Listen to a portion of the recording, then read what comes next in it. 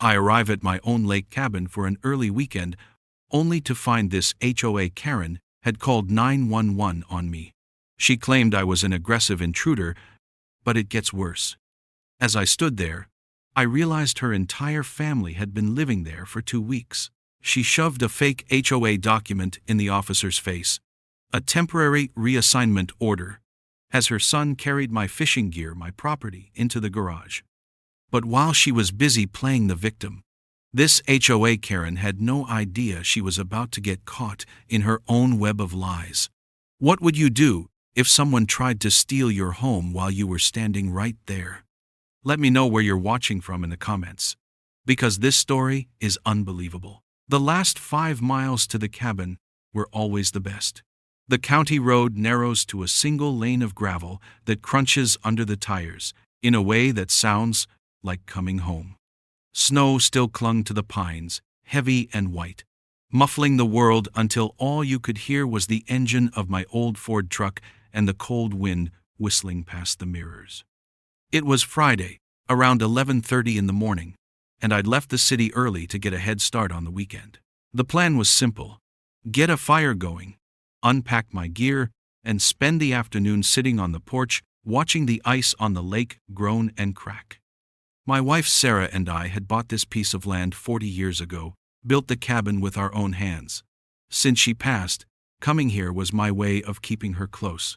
The air smelled of pine and damp earth, a smell that always settled my nerves. I turned onto my private driveway, a short quarter-mile stretch cut through thick woods, and that's when the peaceful morning shattered. A metallic blue SUV, a late-model Lexus I'd never seen before, was parked right where my truck was supposed to go. It was clean, no mud on the tires, meaning it hadn't been there long but had come from the city. I killed the engine and just sat there for a full minute, my hand still on the key. My mind, trained from 30 years as a firefighter, started running through possibilities. A lost driver? Unlikely, this far off the main road. A realtor showing the wrong property? It had happened once, years ago. But then I saw it. A thin curl of gray smoke was rising from the stone chimney. My chimney. My heart, which had been calm and steady a moment before, gave a hard, painful kick against my ribs. Someone was inside my house. I got out of my truck, the cold air hitting me like a slap. I didn't grab the tire iron from under the seat, but I thought about it. First rule of any scene is to assess, not escalate. I walked slowly up the stone path, my boots quiet on the frozen ground. The curtains in the living room window, the ones Sarah had sewn herself, were pulled open. I never left them open when I was gone. A knot of ice formed in my stomach. The front door was solid oak, with a heavy deadbolt I always checked twice before leaving. I reached for the handle, expecting it to be locked tight. It wasn't. The knob turned easily in my hand, the latch clicking softly. The door swung inward on silent hinges. I'd oiled myself last fall. And then I heard them. Voices. A woman's sharp, commanding tone, followed by the sound of a younger person, maybe a teenager, laughing.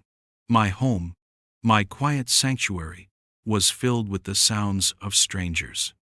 I stepped inside, my body tense, ready for anything.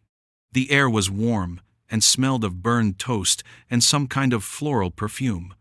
A bright pink winter coat was slung over one of my dining chairs. A man's heavy work boots were kicked off by the door, leaving a small puddle of melted snow on the wood floor I'd refinished myself. 2 empty coffee mugs sat on the small table by the entryway, one with a lipstick stain on the rim. They weren't just here, they were living here. From the hallway that led to the bedrooms, a woman appeared. She was in her 50s, with that brittle, over-styled hair some women get when they're trying too hard. She was wearing a bright blue nylon windbreaker, with the letters HOA stitched over the chest in white thread. She froze when she saw me, her eyes widening in surprise for just a second before they narrowed into hard little slits. Her mouth tightened into a thin, disapproving line. She didn't scream. She didn't ask who I was. She went straight on the attack, her voice dripping with artificial authority. "Excuse me," she snapped, taking a step forward. "This property is under an official HOA inspection. You can't be here." She spoke the words like she'd practiced them. For a moment, relief washed over me. An inspection. A mistake. A massive overstep, sure, but something that could be fixed with a simple phone call. I kept my voice calm and even. "Ma'am, I think there's been a misunderstanding," I said, holding my hands up in a peaceful gesture. "I'm Jack Morrison. I own this cabin. This is my property." I expected her to look embarrassed, maybe apologize for the mix-up. Instead, a small, smug smile touched her lips. "I know who you are, Mr. Morrison," she said, her tone condescending. "We have an emergency authorization order. You should have received the notice." I hadn't received any notice. "I got my mail forwarded from my city address, and the box was empty when I'd left this morning. I didn't get any notice," I stated, keeping my voice level. "And there's no emergency here. I'm happy to call Dave Miller, the HOA president, and sort this out right now." I reached for my phone, but she waved a dismissive hand, a flash of irritation in her eyes. "Dave is out of town. The vice chair signed off on it. It's all perfectly legal." Her certainty was unsettling. It was so absolute, so aggressive. But before I could ask to see this supposed order, she took a step back, pulled out her own phone, and dialed. She held it up so I could see the screen. She was calling 911. Her voice, when she spoke into the phone, was a masterpiece of fake panic. "Yes, hello? I need help immediately. I'm at 214 Aspen Lane. An aggressive man just entered my home. I'm here with my son, and we're very frightened." She looked right at me as she said it, a flicker of triumph in her eyes. The line about an aggressive man was a dagger. She was turning this into a threat, turning me into the criminal. In the distance, carried on the cold, clear air, I heard the faint sound of a siren. It was far away, but it was getting closer. And in that moment, standing in my own living room, smelling a stranger's perfume and listening to the sound of police cars racing toward my home, I realized the truth. This wasn't a misunderstanding. This wasn't an accident. This woman, this stranger in an HOA windbreaker, had planned this. She had stolen my house, and now she was trying to steal my freedom too. 2 deputies arrived in a single patrol car, tires crunching slowly on the gravel drive as they pulled up behind my Ford. They didn't rush in with hands on their weapons. They were calm, professional. One was older, with a weathered face and a mustache that had seen its share of long winters. The other was younger, sharp-eyed, his movements clipped and efficient. They met me on the stone pathway, keeping a polite but firm distance. Karen, as I was now calling her in my head, remained in the doorway, arms crossed, projecting an air of a victim who had finally been saved. The older deputy, whose name tag read Miller, no relation to the HOA president, I hoped spoke first. His voice was low and even. "Sir, ma'am, we received a call about a disturbance. Could you tell me what's going on?" Karen launched into her story immediately, her voice high and strained. A carefully crafted performance. "Thank goodness you're here, officer. This man, I don't know who he is. He just walked right into my house. He's been very aggressive." I told him this was HOA property under an emergency order, but he wouldn't listen. She was good. She was very, very good. I waited until she was finished, my own voice deliberately quiet and slow when I spoke. "Officer, my name is Jack Morrison. My driver's license is in my wallet. The registration for the Ford truck behind you is in the glove box. Both will show this address. I own this property. I have for 40 years. I came up for the weekend and found this woman and her family living in my home."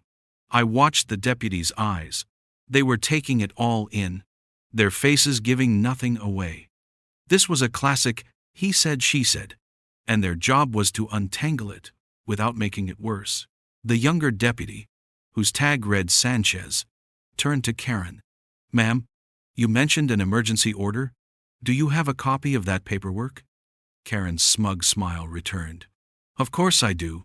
She disappeared inside for a moment and came back holding a single sheet of paper, presenting it to Deputy Miller like it was a royal decree. I moved closer to see it, and Miller didn't stop me. The document was titled, in bold letters, "Temporary Reassignment, Occupancy Order." My eyes scanned it quickly. My training as a firefighter involved reading and filing thousands of official reports, and my instincts screamed that this was fake. For starters, the HOA letterhead at the top was the wrong shade of green. The official color was a dark forest green. This was a bright, cheap-looking Kelly green, the kind you get from a home office printer, running low on ink. I saw at least 2 typos in the first paragraph alone: properté instead of properté, and authorization with an ANSI's like the British spelling, not the American Z's our HOA always used. I made a mental note, a habit from years of incident reports. It was now 12:04 p.m. This piece of paper was my first real piece of evidence. This was receipt 1. Deputy Miller read the paper, his brow furrowed. He looked from the paper to me, then back to the paper. "This claims there's a structural integrity issue with the retaining wall near the lake," he said, reading aloud, "and it gives you temporary occupancy pending a full engineering review." My retaining wall was solid rock and concrete. I'd reinforced myself 10 years ago. It was the strongest thing on the whole property. "Officer," I said, keeping my voice steady, "that wall could stop a freight train. There's nothing wrong with it."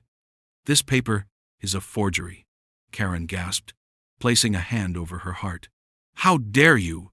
This was signed by the HOA vice chair himself." Deputy Miller held up a hand for quiet.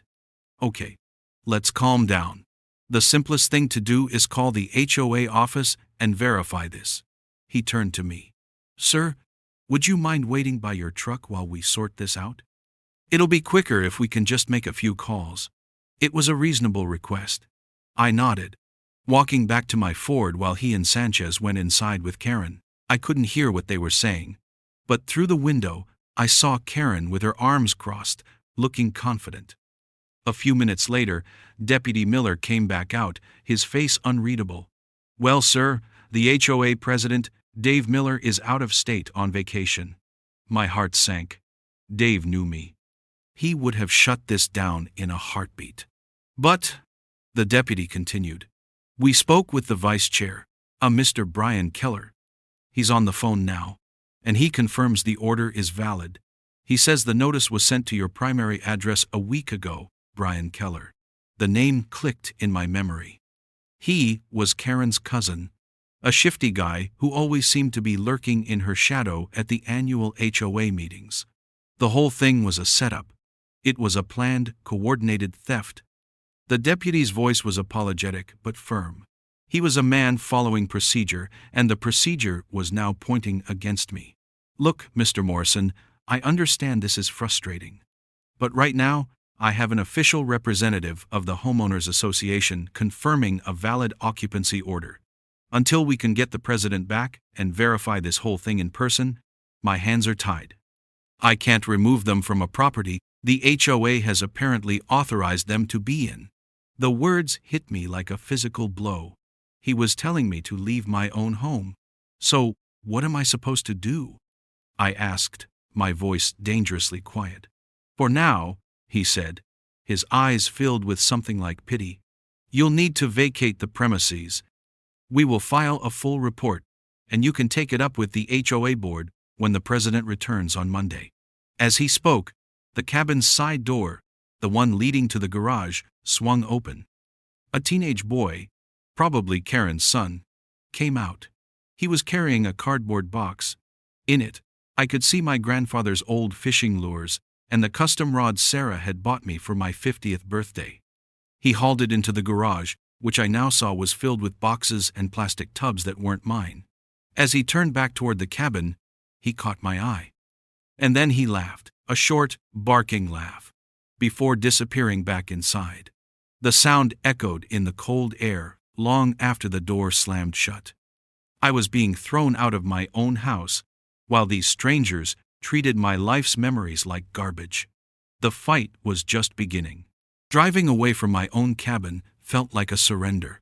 Every instinct in my body screamed at me to stay, to fight, to plant my feet on my own soil and refuse to be moved.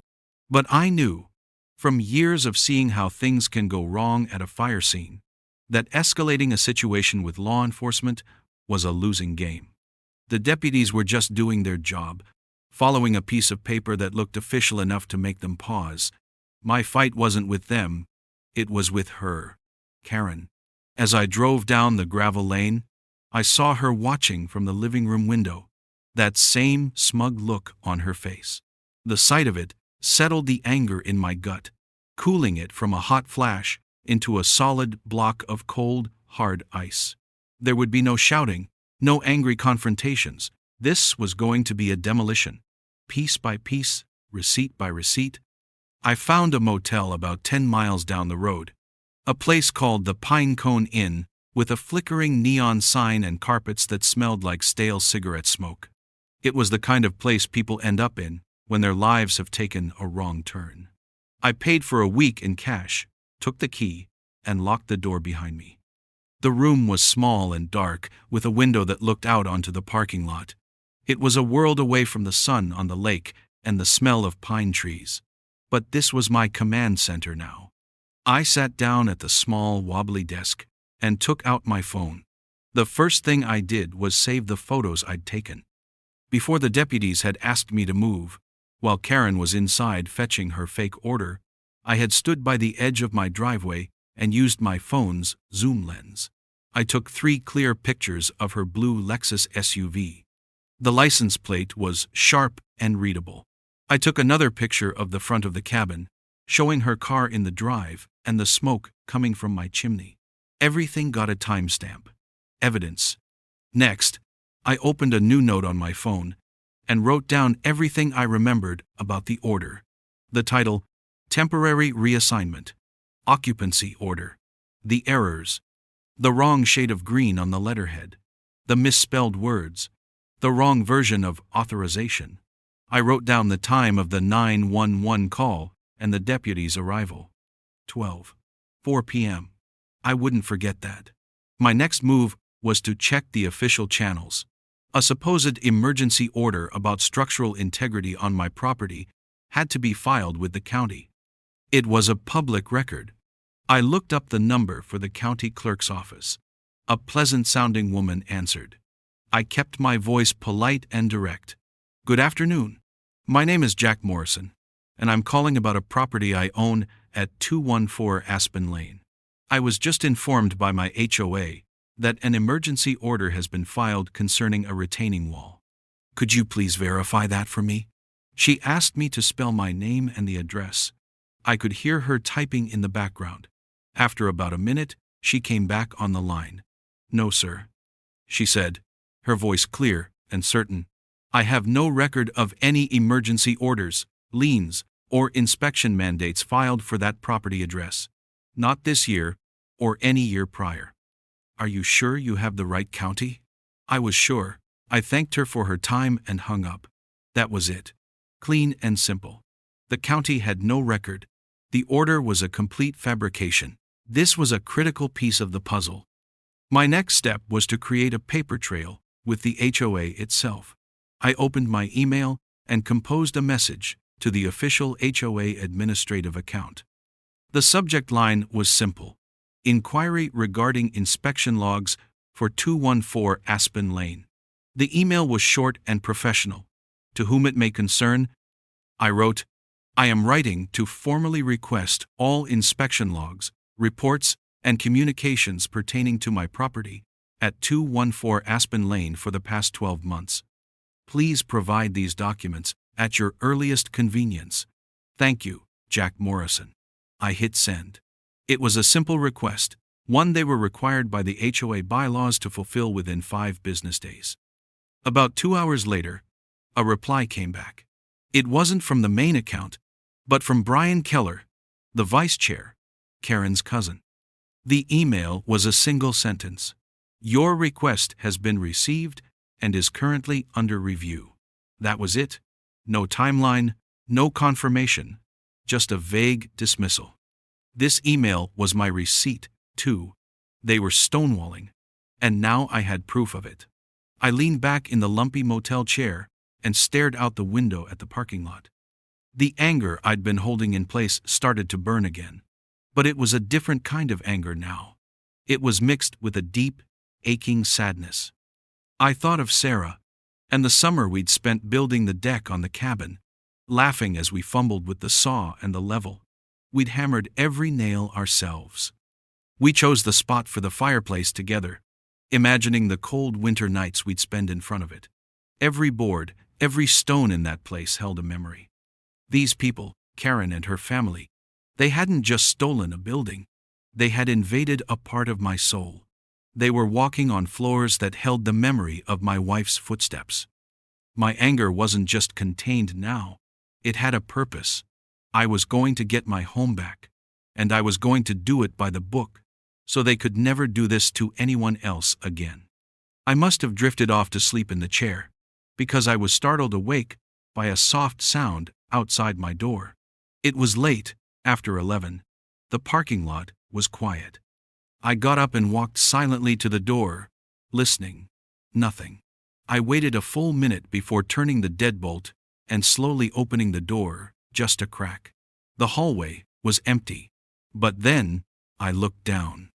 Lying on the worn, dirty carpet was a single folded piece of paper. It hadn't been there before. My heart started to pound. I picked it up. It was a plain white sheet, torn from a notepad. Written on it, in neat, blocky handwriting, were just a few words. They've done this before. Check the HOA meeting minutes. August 2021. The folded note felt like a hot coal in my hand. I shut the motel room door, my mind racing. Who would have left it? Another homeowner who'd been a victim? An HOA board member with a guilty conscience? There was no way to know. But the message itself was a lifeline. They've done this before. Check the HOA meeting minutes. August 2021. The second week of my forced exile began not with frustration, but with a clear mission. I turned my laptop on, the glow of the screen pushing back against the dim motel room light. Our HOA had a website, a clunky, outdated thing they were very proud of. It had a password-protected portal for homeowners, where they posted newsletters and official documents, including an archive of all past meeting minutes. I logged in, navigated to the archives, and scrolled back through the years. The files were all in PDF format. I clicked on 2021 and then found the folder for August. There it was. Minutes of monthly board meeting. August 17, 2021. I downloaded the file and opened it. I read through the standard business. A treasurer's report. A debate about what color to paint the community mailbox shelter. It was all mind-numbingly dull. And then, on page 3, I found it. It was under the heading, New Business. The entry was short, just a single paragraph. A motion was made to address the emergency status of the foreclosed property at 418 Chestnut Drive. Due to safety concerns arising from prolonged vacancy, the Vice Chair has authorized temporary emergency occupation to ensure asset protection and security. The motion was seconded and passed unanimously. Below the paragraph were the signatures of the board members who had been present. The final, most prominent signature belonged to the acting chairman for that meeting, Brian Keller, Vice Chair. My breath caught in my chest. There it was, in black and white. The exact same playbook. Emergency occupation. Asset protection. It was their blueprint for stealing houses. I had the pattern, but I needed to prove the order for my own cabin was a fake. The misspelled words and the wrong-colored letterhead were good, but I needed more. I needed an expert. I thought of my old friend, Eddie Barnes. Eddie had spent 35 years as a county building inspector before retiring. He'd seen every scam and shortcut in the book. I called him. I didn't waste time with small talk. I laid out the whole situation, from finding the SUV in my driveway to the fake order Karen had flashed at the deputies. Eddie listened patiently, grunting now and then. When I finished, he was silent for a moment. "A temporary reassignment? Occupancy order?" he finally asked, his voice a dry rumble. "Sounds impressive. Also sounds like complete nonsense. There's no such official document, Jack. That's a made-up title for a made-up piece of paper." I told him about the wrong color, the typos. "Amateur hour," Eddie scoffed. "But that's how these people get caught. They get cocky. You want to know the two things they almost always get wrong on a forged official document? The font and the seal. The county uses a specific serif font for all its paperwork, and every official order has a raised, embossed seal from the county clerk.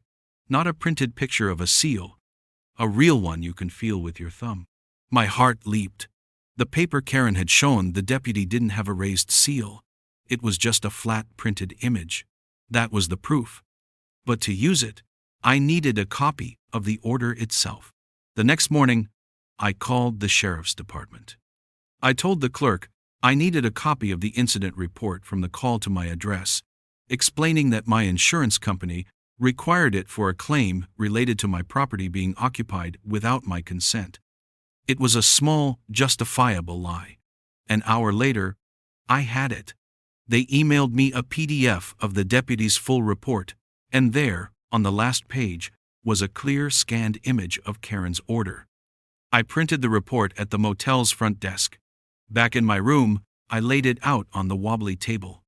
I then took a screenshot of the August 2021 meeting minutes, focusing on Brian Keller's signature, and printed that too. I placed the two pieces of paper side by side. On the fake order for my cabin, under the typed words, "Authorized by," was a messy, arrogant scrawl.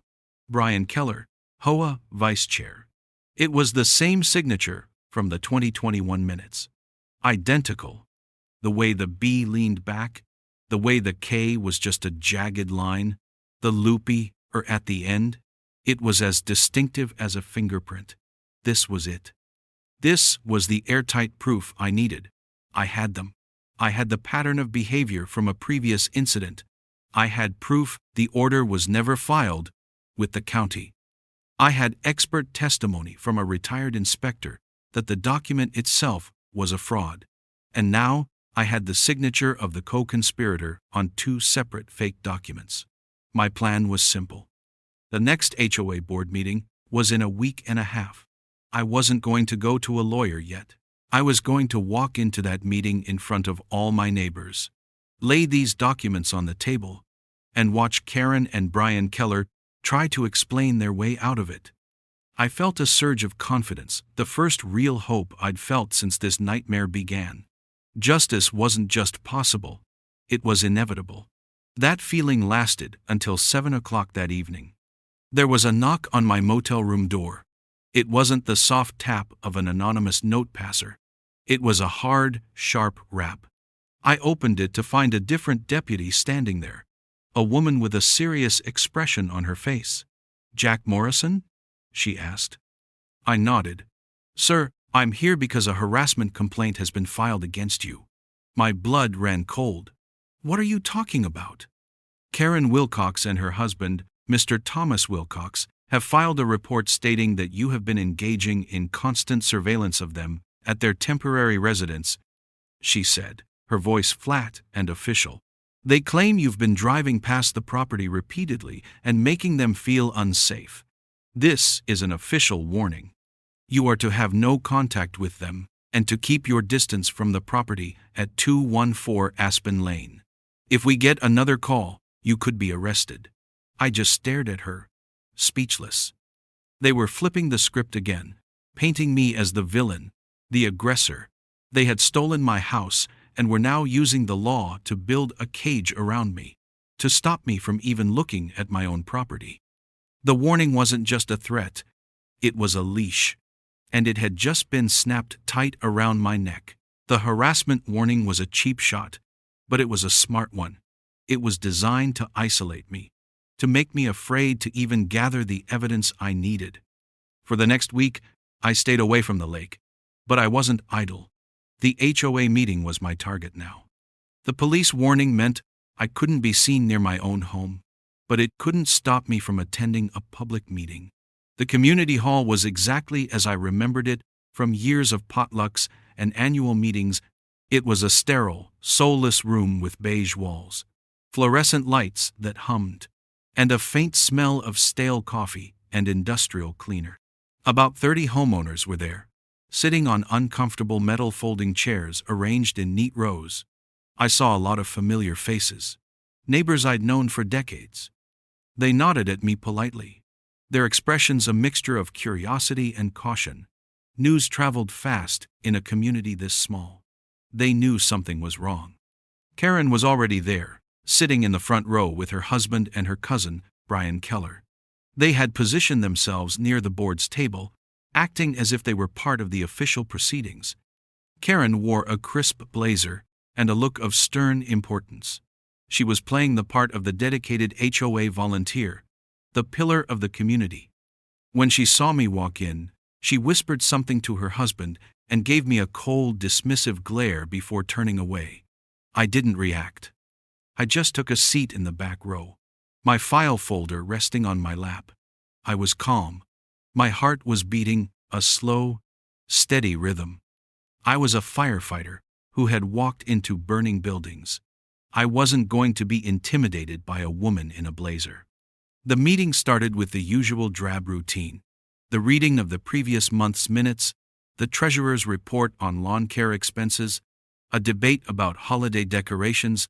I sat patiently, my hands resting on my folder. Finally, the HOA president, Dave Miller, who was back from his vacation and looked deeply uncomfortable, announced it was time for new business. I stood up. "Mr. President," I said, my voice clear and carrying easily across the quiet room, "I have a matter to bring before the board." Dave nodded, his face grim. "The floor is yours, Jack." I walked to the front of the room and stood before the long table where the 5 board members sat. I didn't raise my voice. I didn't make accusations. I just opened my file folder. "I have a few documents for the board to review," I said calmly. I took out the first sheet. "This is a copy of a document titled Temporary Reassignment, Occupancy Order, which was used to remove me from my property at 214 Aspen Lane 3 weeks ago." I laid it in the center of the table. "This second document is an email from the county clerk's office, confirming that no such order was ever filed with them, and that no such order even exists in their system." I placed it next to the first. "This third document is a page from the approved meeting minutes of this board, from August of 2021. It details a nearly identical emergency occupation of another property, which was also authorized by the vice chair." I laid that one down. The room was silent now. The only sound was the rustle of my papers. Then I played my final card. "And this last document," I said, my voice dropping slightly, "is a side-by-side comparison." I laid down the fourth sheet. On the left was the signature from the August 2021 minutes. On the right was the signature from the forged order for my cabin. As you can see, the signature of Vice Chair Brian Keller is on both documents. I stepped back from the table and let them look. A low murmur rippled through the folding chairs. People were leaning forward, whispering to their neighbors. They could see it. It was clear, undeniable proof. The board members stared at the papers, their faces pale under the fluorescent lights. Dave Miller looked over at Brian Keller, his expression turning to stone. But before Dave could speak, Karen shot to her feet. "This is an outrage!" she shouted, pointing a trembling finger at me. "This man is a criminal! He's been harassing my family for weeks, and now he comes in here with these fake papers. He clearly doctored those documents to slander a dedicated member of this board." Her voice was shrill, desperate. She was trying to turn the room, to make it about my character, instead of the evidence on the table. The murmuring in the crowd grew louder. Some people were shaking their heads. The board looked completely paralyzed, caught between the hard evidence in front of them and Karen's loud accusations. And then, her cousin made the fatal mistake. Brian Keller, who had been sweating and shifting in his chair, blurted out, "That's not, you can't prove those are the same signature." His voice was high-pitched, laced with panic. He hadn't denied signing them. He hadn't claimed they were forgeries. His only defense was that I couldn't prove it. It was a confession, wrapped in a weak challenge. The room fell dead silent. Everyone heard it. The admission was hanging in the air like smoke. I had expected this to be the end. The moment the gavel would come down, the fraud exposed. But it wasn't. The board members looked at each other, their faces a mask of indecision and weakness. They were afraid. Afraid of Karen, afraid of a lawsuit, afraid of making a choice. Finally, one of them, a man named Henderson, cleared his throat. "I make a motion," he said, his voice barely a whisper, "to table this discussion pending a full independent review of the documents." Another member quickly seconded it. Dave Miller, looking utterly defeated, called for a vote. It was unanimous. They voted to do nothing, to kick the can down the road. It was the coward's way out. The tension in my chest, which had been a tight coil of readiness, suddenly collapsed into a cold, empty pit. I had handed them a perfect, airtight case, and they had chosen to look away. Karen Wilcox slowly sat down, a thin, triumphant smile spreading across her face. She looked over at me, her eyes glinting with victory. Then she leaned over to her husband, picked up her purse, and they stood up to leave. As she walked past the back row where I was standing, she slowed just enough to let her keys jingle in her hand, the keys to my cabin. She didn't even look at me. She just walked out of the community hall with her family, leaving me standing alone in a room full of silent neighbors and a board that had just proven it was completely worthless. I walked out of that community hall feeling a kind of cold I'd never felt before, not even on the coldest winter nights at the cabin. It was the chill of helplessness. I had done everything right. I had gathered evidence. I had presented facts. I had followed the rules. And the system, the very board that was supposed to protect homeowners, had failed completely. They had looked at clear-cut proof of fraud and chosen to look away because it was easier than confronting a bully. For 2 days, I stewed in that miserable motel room. The anger was gone, replaced by a thick, gray fog of defeat. Karen had won. She had beaten the system by breaking every rule, and I had lost by trying to uphold them.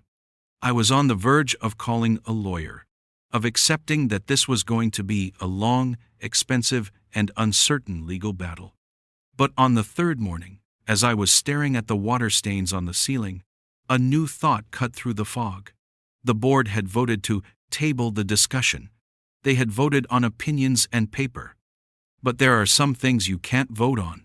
My mind went to my old friend Eddie Barnes, the building inspector, and what he'd said about facts. That's when I thought of Tom Heller. Tom was a licensed electrical engineer, a man who lived in a world of circuits, loads, and unbreakable laws of physics. I'd known him for years. He'd helped me wire a new workshop in my city house once. He was quiet, methodical, and had a way of explaining complex things so simply that a child could understand. He was allergic to nonsense. I called him. I didn't tell him about the HOA meeting or the drama. I just gave him the technical problem. "Tom, it's Jack Morrison. I have a strange situation. There are people staying in my lake cabin without my permission, and I can't get onto the property myself due to a bogus complaint. But I need to know something about the electrical system. Specifically, the exterior meter box." Tom was silent for a moment. "You can't get on the land, but can you get on the water?" he asked. The question was a spark in the darkness. "Yes," I said slowly. "The lake is public. I have a small fishing boat, Tom said, and a good pair of binoculars. I'll meet you at the public launch in an hour. We approached the cabin from the water, the small boat's motor purring softly. From 50 yards out, my cabin looked just as it always had. Peaceful, solid, a part of the landscape. But now it felt alien to me. Occupied territory. The harassment order said I couldn't set foot on the property, but it said nothing about floating on the lake that bordered it. We were exploiting a loophole, just like Karen had, but we were using it for the truth. Tom steered us slowly along the shoreline until the side of the cabin where the electric meter was mounted came into view. He cut the engine, and we drifted silently in the cold water. He raised his binoculars, scanning the area around the meter box. I watched his face. It was calm, focused, giving nothing away. He looked for a solid 2 minutes, then lowered the binoculars and handed them to me. Look at the main service cable, he said, his voice flat. The thick black one coming down from the pole. I put the binoculars to my eyes. The image jumped into sharp focus. The main service cable ran down a thick wooden post to the meter box, but just above the box, maybe a foot before the cable went in, I saw it. There was a fresh, ugly splice. A new, thinner black wire had been clamped onto the main feed. This new wire wasn't weathered like the rest of the installation. Its plastic sheathing was shiny and black, not faded to gray by years of sun and rain. It bypassed the meter completely, running straight through a newly drilled hole in the cabin wall. I lowered the binoculars, my hands trembling slightly. They're bypassing the meter, I said, my voice barely a whisper. Tom nodded slowly. That's not just a code violation, Jack. That's theft. Pure and simple. He took out his own phone, which had a high-quality camera lens, and began taking pictures, adjusting the zoom, making sure every detail was captured. He took a short video, panning slowly from the power pole to the illegal splice, and then to the meter, clearly showing it was being bypassed. Each photo and video was date-stamped and time-stamped.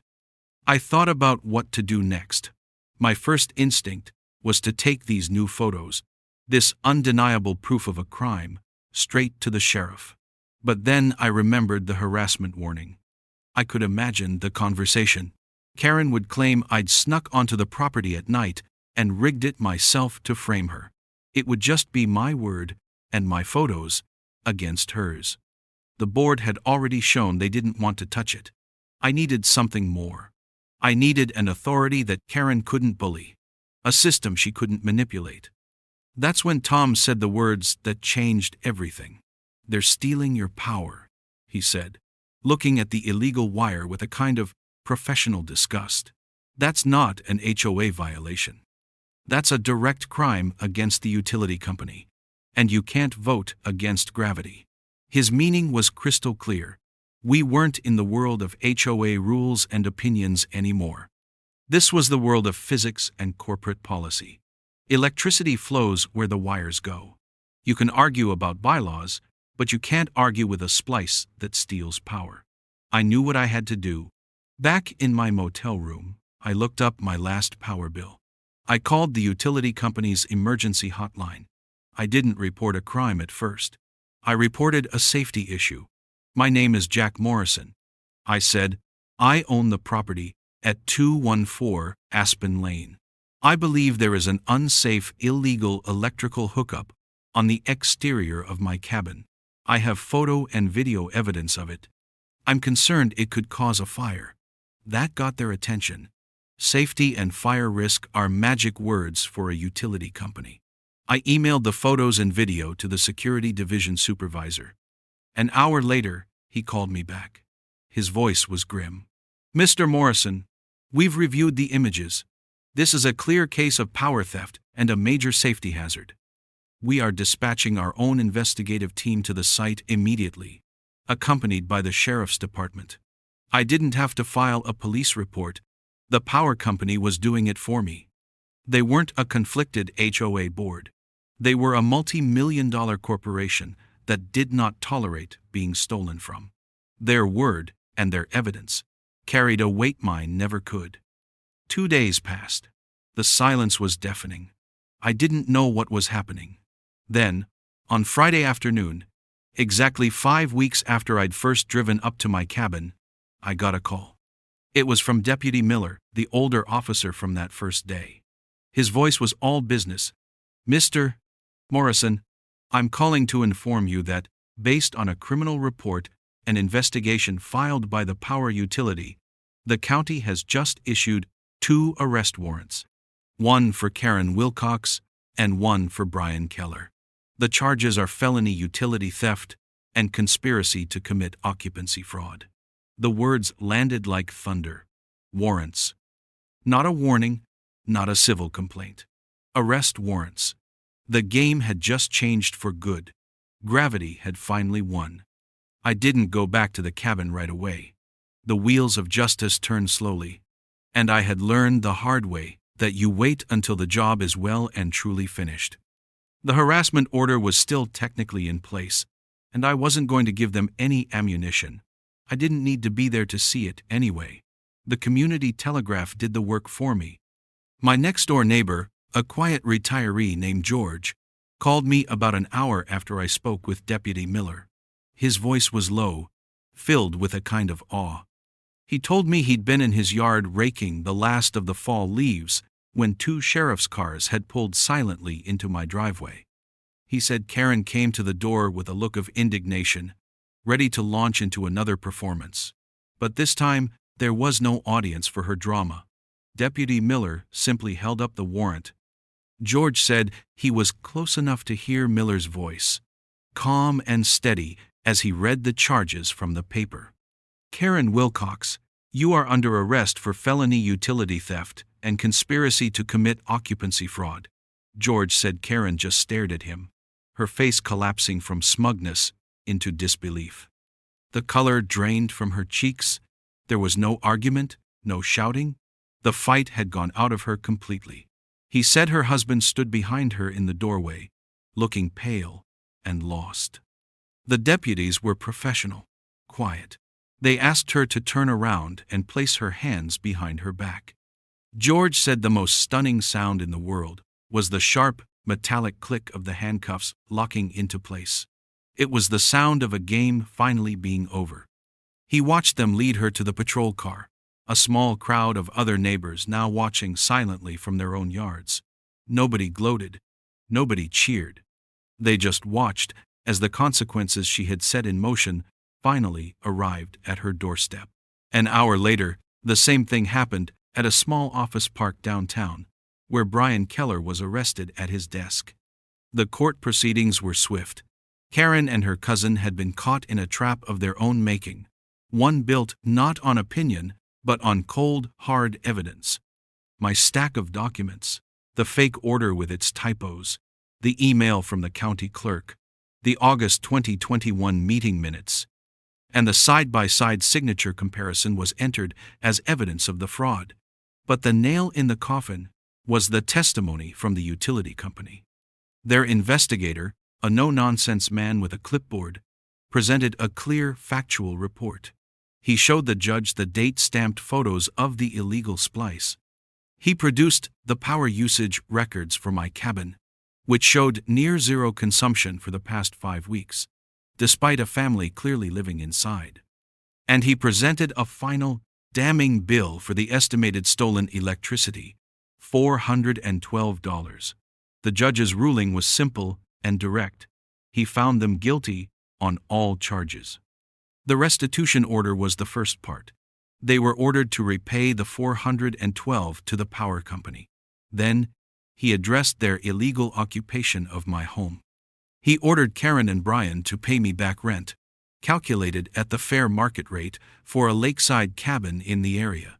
The total came to $3,800. The judge then turned to their positions on the HOA board. Citing a clear breach of fiduciary duty and abuse of power, he banned both Karen Wilcox and Brian Keller from serving on any HOA board in the state for a period of 10 years. The fallout in the community was immediate. The HOA board, shaken out of their cowardly paralysis, by the reality of a criminal conviction, finally acted. They held an emergency meeting, and this time the room was packed. Facing a furious crowd of homeowners, they voted unanimously to adopt 2 new bylaws.